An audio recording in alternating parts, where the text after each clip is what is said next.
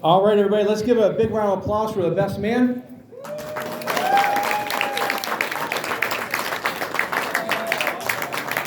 Yeah. All right, there's the sound of my voice. I'm sorry about that. So, for those of you who don't know me, my name is Michael. I've been friends with Joey, had the pleasure of being friends with Joey for, coming on, I guess, 20 years now, we said, pretty close. And for those of you who know Joey, how good of a guy he is, you understand that many years of friendship with someone like him comes with a great deal of emotional debt that's unpayable. There's a lot of things in my life that have occurred that I wouldn't have if it wasn't a result of being involved in Joey's life. For example, my first job that I ever had was working with Joey, who his mother Karen also worked there, and they helped to get me the job. And that led, in turn, to me meeting my wife, over here yesterday, and to our family. So, case in point, unpayable emotional debt. So, all that aside, a little bit of backstory for Joey and I. I was with a group of people before I met Joey, one of whom was able to make it today, Adam, somewhere in the back, somewhere. We were in a band, a high school band, so you can take that for what it's worth. And we knew that we were the next rock stars that were going to hit the scene. And we played all the time. We always were practicing and using it as an excuse to justify playing Super Smash Brothers on the GameCube. But we were looking for a new guitar player, a lead guitar player specifically, to round out our group. And we had heard through a mutual friend, Adam specifically, and then my cousin DJ, who wasn't able to be here tonight, about a skateboarding kid who was supposedly one of the best guitar players that there was in high school. And I don't remember exactly how we arranged it, but somehow Joey was able to come to my family's house, which is where we did all the practice. And I remember he got out of his mother's white Bonneville in a full orthopedic arm cast on his right arm as a result of a skateboarding incident. The first time he came to meet us and audition for our band. And I didn't know what to expect, but I heard lots of good things. So I can't articulate exactly what happened after that point, but when he plugged in his guitar and he managed to play some of the craziest sounds I'd ever heard in my life at the time, with a cast, I would say he's better than any of the people that we knew on the radio at the time. And you were, I guess, 14 years old. And still to this day, one of the best guitar players and musicians in general that I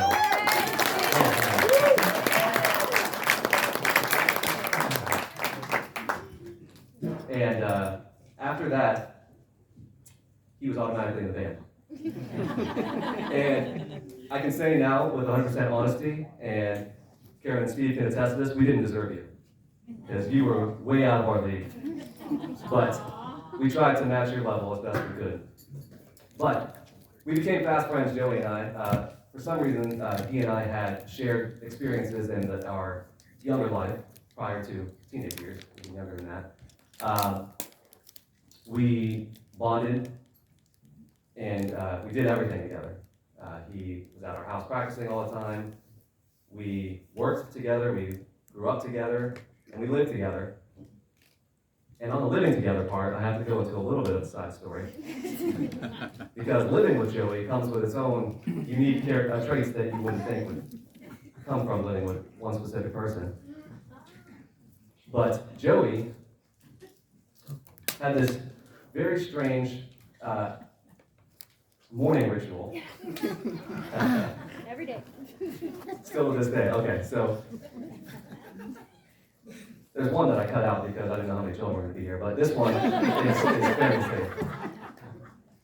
He doesn't wake up for his alarms. Ever. I've never once seen this man wake up to an alarm. I have seen him go for probably an hour and a half of an alarm just constantly sounding without any response whatsoever. No signs of life. You would have to check for a pulse to see if there was anything there. And it was the most infuriating thing ever. That's Peggy Ann's problem now. He actually, just to carry on with this story, he installed apps on his phone. I think this is when he had a BlackBerry. He might not have a BlackBerry. Remember BlackBerries? Anyway, he had an app on his phone that made him solve complex algebra problems in order to turn off the alarm. But really the joke was on us and everyone else that he lived with, and Peggy Ann, because he doesn't solve the problem. His solution instead is to continue sleeping. And he does it really well, so I have to give him credit for it. I don't know how you do it. But Joey I've always looked up to as a brother. His opinions I've always held in high regard through lots of the complicated decisions in life. You always gave me the encouragement to persevere through the worst of the times that I ever had. You saw me through a lot of those.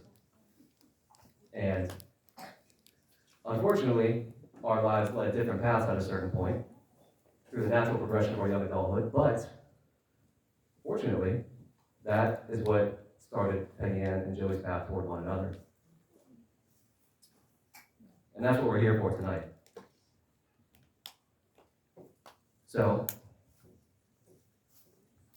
I want to mention that the roads that you traveled, and all the experiences you had, all the twists and turns, all of those were essential in getting you to where you're at today. And all of us here, as family and friends, are thankful to be able to have and share this moment with you. So everyone could raise your glasses, or whatever you have. Let's say, may the path that led you to one another be a memory that life's greatest treasures come from the most unexpected journeys. All right. May your love continue to grow and flourish, and you continue to grow happier with all of your memories, and they be countless. To Joey and Peggy Ann.